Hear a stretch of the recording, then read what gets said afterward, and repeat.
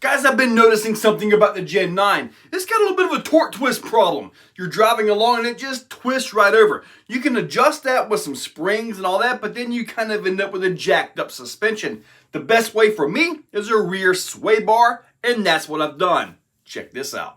Here you go, right here. This is a sway bar kit off of Amazon for about $12. The bar that comes in the kit, however, is not this long, so I had to use some of my own piano wire. This is 1/8 or about 3.2 millimeters. As far as the links go, I could not use the link that came with it. I had to use a long 4mm set screw and put those all the way together. I simply used a longer bolt for the bottom of the shock. Drilled a 1/8 inch hole through the plastic on the inner fenders. There were not enough spacers in the kit, so I had to kind of make my own using some aluminum tubing. The sway bar has 3 positions. Out here, it's actually the softest, or it'll twist the easiest, and you can see the leverage. If you want it to be stiffer, move it to this one right here, and it'll have less leverage over the bar. So, loose, stiff. The goal is not to eliminate articulation, it's to control it. And it still has flex. It's just going to have a little bit more flex up front, but on the trail, it'll look a lot better and not be all leany. Let's get this thing outside. Without the sway bar,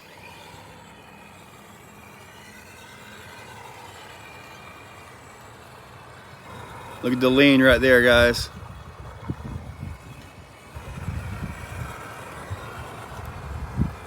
Not so much to the right because of the torque twist on this truck is naturally to the left.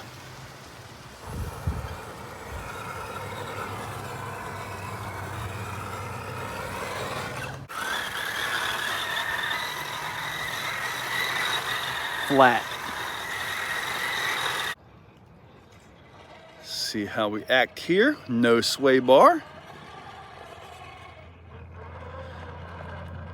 The other side is loose is what it is. This side is tight though, but sway bar is not operational right now.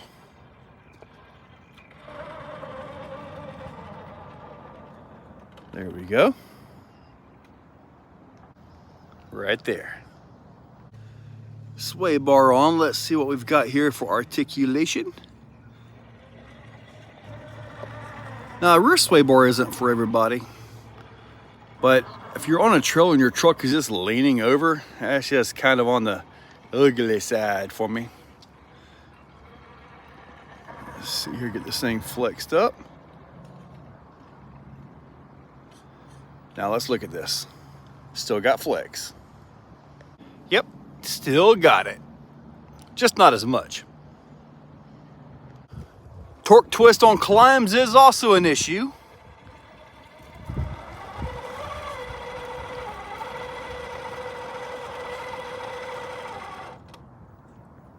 Sway bar on. Although it's a little bit bouncier now. There is no torque lift on that right side. There we go. As it is now, I'm just simply going to crawl around with it a little bit just to get a feel for it. Now, I do got to tell you, when you're climbing stuff like this and the vehicle torques over, that can throw you off your line or actually roll the vehicle. So, I'm in a bad situation right here. Maybe I can climb out of it. Oh, look at that. I did. And also, keeping all 4 tires on the ground is really important. So you want all the flex that some of the sway bar takes away. However, if the torque twist, it's so windy today. Sorry about that, guys.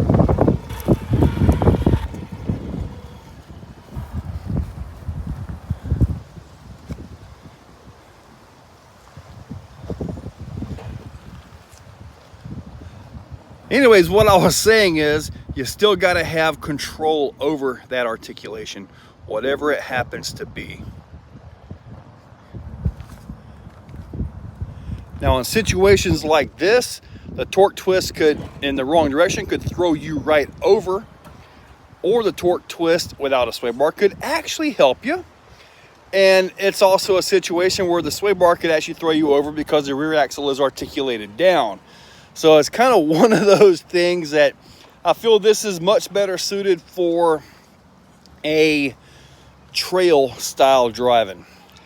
Hardcore rock crawling, well, shock valving, oil weights, springs, overdrive. The overdrive actually pulls the suspension down a lot, and that kind of like locks the suspension out on compression. So, and when the shocks are fully compressed, well, you don't have anything actually able to articulate because the suspension is effectively locked. You know, we're going to take it right down right here. Oh, crashed it. Now on this, we should be able to see the vehicle kind of follow the back axle. It should follow the back axle quite a bit more than what it would without the sway bar, which will really make that front end articulate, which to me, it actually looks pleasing to see the front end move a lot. It's just kind of cool for me to see. Because everybody, at least in the old world, used to like to lock that front end up and just kind of hold it, put the sway bars up front. Because, I mean, that's where the weight's at, right? So you kind of want the sway bar where the weight's at, but on-road is one thing, off-road is another. And I had sway bars at both ends of my truck. My real truck. But anyways, this right here is really turning into a nice modification right here. It really is. I'm liking it. And in case you're wondering, this is the other side of that. Yep. For me, this is so much better. I mean, it doesn't even hardly articulate or flex when I'm even launching now. Nice. Well, guys, for me, I like the sway bar. I really want when I'm driving on the trail, especially someplace like USTE, which is coming up soon. When I'm driving on the trail, I don't want the truck leaning, you know, just driving down all crooked and stuff. I want the truck to stay flat and look correct, and the sway bar is going to do that. When I'm going to be at USTE, it will most likely have the Class 1 tires on it. I'm not sure. I might leave the stock tires on it just so people can see something different. But regardless of that, I like the sway bar. Hopefully you guys saw what you needed to do. I'll put a link to that sway bar down below. Dirt cheap, but you gotta have some rod as well. If I can find that, again, I'll put that down below. So check that description. Use those links. Hit that subscribe. Ring that bell. Guys, you're awesome. If you're still watching, you are top shelf. You are the cream of the crop, the pick of the litter. You are phenomenal. Thank you for watching to the end of the video. It means a lot to me. Now, down below, there are links for the products you see. Also for channel memberships, if you guys want to be a part. Channel members get early viewing on pretty much everything that I can. So guys, check that description. There's a lot of info down there. Thank you all for watching.